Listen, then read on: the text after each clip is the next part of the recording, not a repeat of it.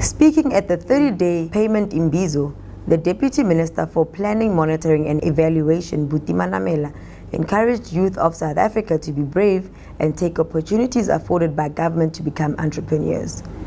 The Deputy Minister, however, highlighted the pros and cons involved in running a business. Government is a key consumer of goods and services that are offered in all its forms. In fact, government is one of the largest consumers of the goods and services provided by entrepreneurs, both aspiring and established entrepreneurs.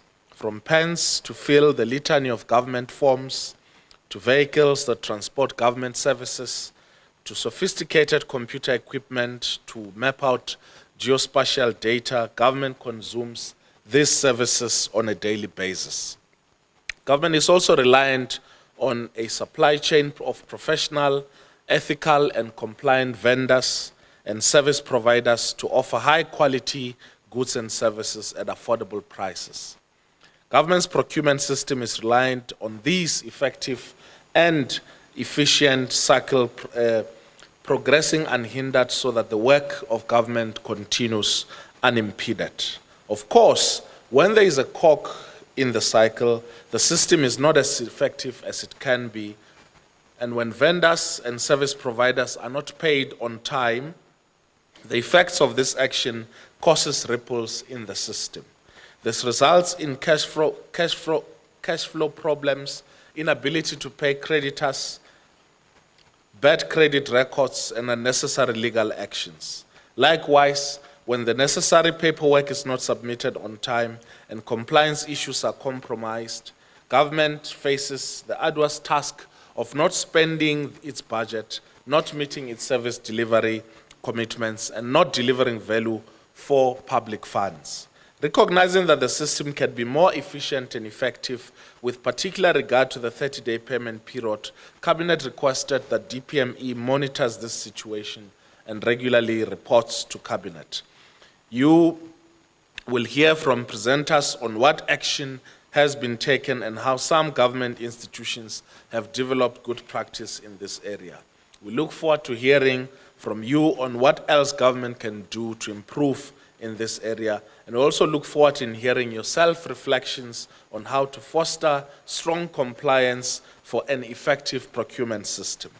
As I make these remarks, I'm also reminded that for many aspirant small and medium enterprises, doing business with government is the first rung of their entrepreneurship ladder. The nature of this business relationship will sometimes determine success or failure. At the heart of dealing with youth unemployment, poverty and inequality is the drive and passion for entrepreneurship.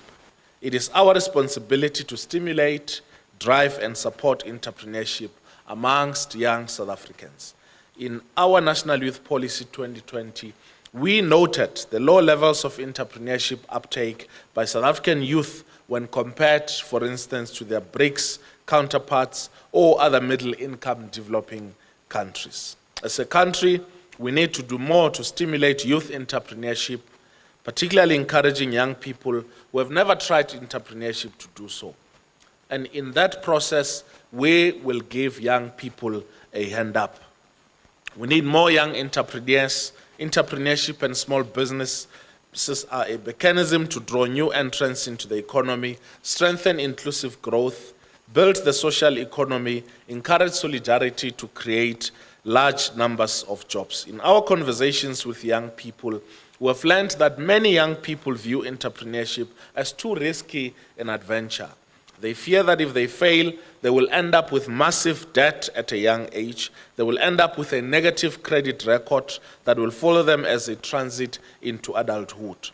This will likely affect their employability, their ability to buy a house or access credit or buy a car or even pay lobola for those who haven't.